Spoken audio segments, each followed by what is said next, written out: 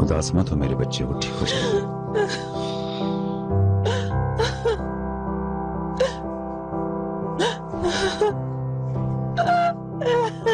उसने ऐसी हरकत क्यों की? समझ में नहीं आता। ठीक है अगर उसे कोई परेशानी थी, मगर इसका ये मतलब थोड़ी है कि वो खुदकुशी कर ले।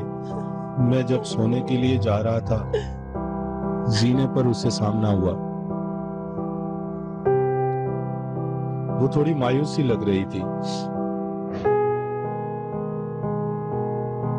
यास्मीन, क्या है ये? देखो, एक ही घर में रहते हुए ऐसे मिलते हैं हम लोग। नहीं, मुझे नींद नहीं आ रही थी। जॉब की तलाश के लिए सोचा बस मैं बैठ के सीवी बना लूं, फारिग ही हूं। चलो आओ, कुछ देर बैठ के बातें करते हैं। काफी अरसा हो गया तुम्हारे साथ कोई बातें नहीं की मामू बांजी ने बैठ के। फिर कभी सही मामू, इस वक्त मुझे काम है।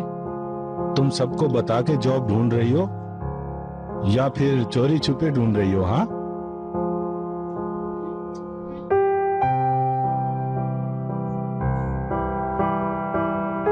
उसने मुझे देखा, मुझसे लिपट गई।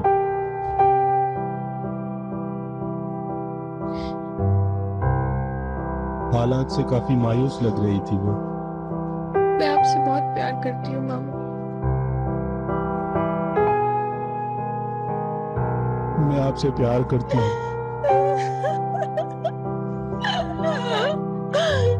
तुम जानती हो ऐसा कभी नहीं कहती।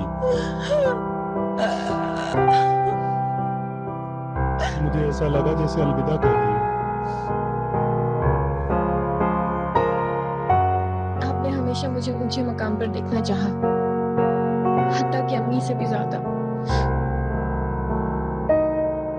ये बात कहाँ से आ गई तुम्हारे जहन में? तुम ठीक तो हो ना मेरी शहजादी?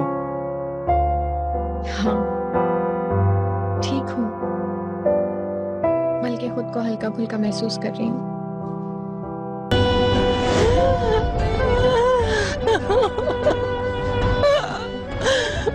कहाँ जा रही हो? मैंने कहा। उसने नजरअंदाज कर दिया और नीचे चली गई।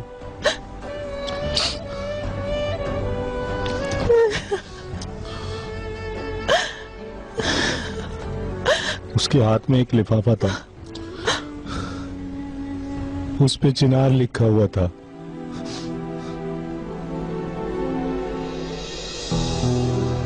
लिफाफा?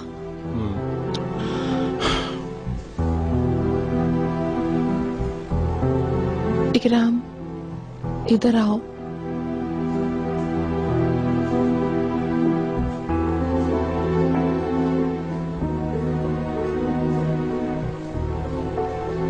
ये लिफाफे वाला मसला क्या है?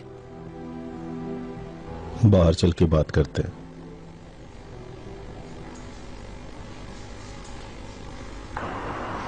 ज़मरुद मैडम आ रही है। जुमरत मैडम, आपसे हमें कुछ सवालात पूछने हैं। हमने सुना है आपकी बेटी ने खुदकुशी करने की कोशिश की है, कुछ तफसील बताएंगी आप? क्या उन्होंने अखबार में छपने वाली खबरों की वजह से ऐसा किया? मैडम के डीएनए की रिपोर्ट से इस बात का कोई ताल्लुक है, मगर वो रिपोर्ट तो जाली थी। आपकी बेटी ने खुदकुशी कैसे की? इकराम सर, मिस यास्मीन ने खुदकुशी क्यों की? क्या आप हमें इस बारे में कुछ बताएंगे? ये सिर्फ मैदे की तकलीफ है, छपने वाली खबरों की वजह से हो रहा है। खुदकुशी वगैरह नहीं है। मिस यास्मीन की हालत कैसी है? क्या वो खतरे से काफी बेहतर है। आपकी ही फैमिली के बारे में बात की जा रही है? अटेंड करो। दोस्तों प्लीज इस वक्त थोड़ा सा तहम्मुल करें, हम बाद में आपके सवालों के जवाब दे देंगे। करेंगे कि मिस यास्मीन ने खुदकुशी करने की कोशिश क्यों की?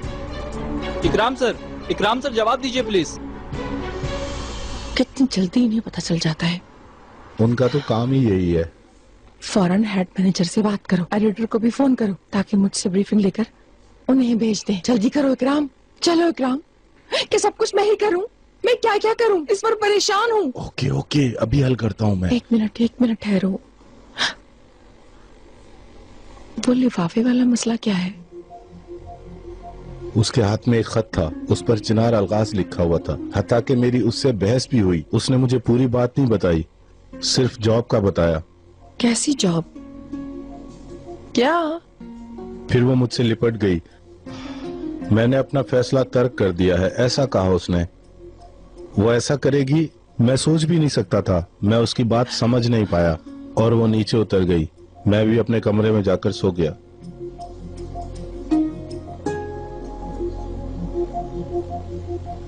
हेलो शर्मीन, तुम अकेली हो? जी जमरुद मैडम, मैं अकेली हूँ, आप बोलिए।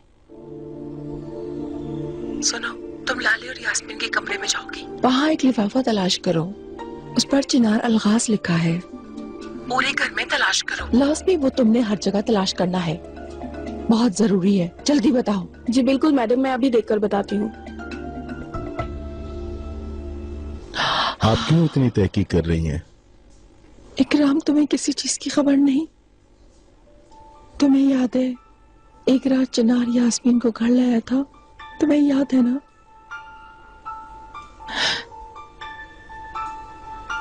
उस रात यास्मीन चिनार के बहुत करीब थी। क्या कह रही हो तुम आपा? उस खत में चिनार के मुतालिक सब कुछ लिखा हुआ होगा, और अगर वो लाले के हाथ लग जाए हम मारे जाएंगे, सब कुछ खत्म हो जाएगा।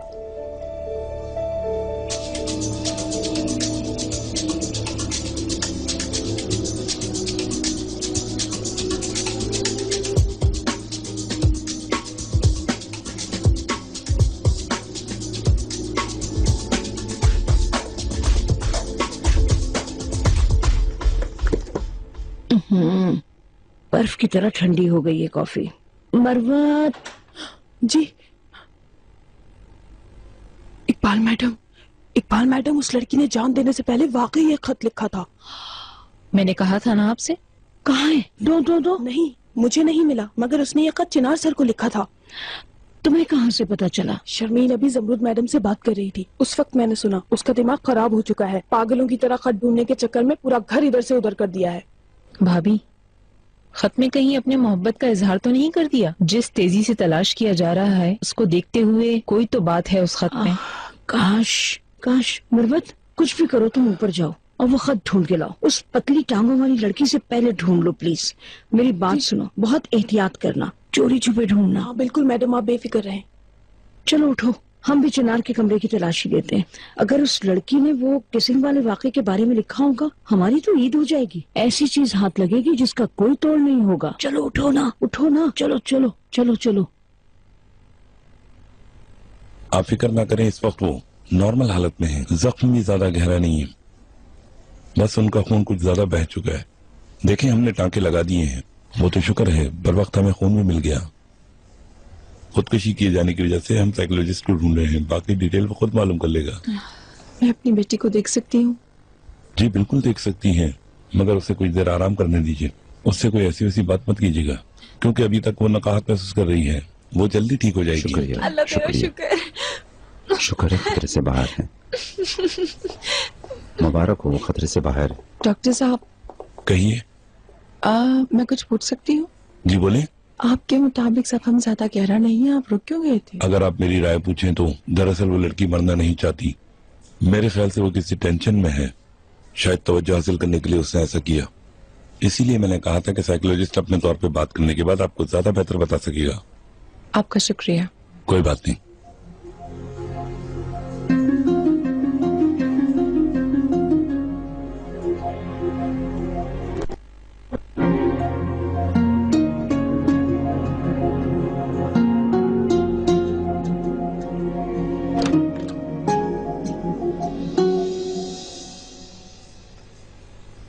मैं यहाँ पर क्यों हूँ? आपने मुझे क्यों मरने नहीं दिया? गेम खेलना बंद करो यास्मीन, तुम्हारे कमरे में मेरे अलावा कोई भी नहीं है। कैसा गेम? अगर कोई इंसान वाकई में मरना चाहता हो तो वो वाकई काटता है, समझी? क्या मतलब माँ? मैं ये सिर्फ कुछ हासिल करने के लिए कर रही हूँ। तुम मतलूबा चीज हासिल करने के लिए सब कुछ कर सकती हो, मगर तुम इतनी बेवकूफ हो के गलती से तुम अपनी कोई रग काट लेती तो इस वक्त हम तुम्हारा जनाजा उठा रहे होते। अगर चिनार ना पहुंच जाता या फिर उस बाथरूम में तुम सुबह तक होती, जरा भी ख्याल है तुम्हें? मगर उसने मुझे ढूंढ लिया और बचा लिया। तुम करना क्या चाहती हो यास्मीन? क्यों मेरे पीछे हो?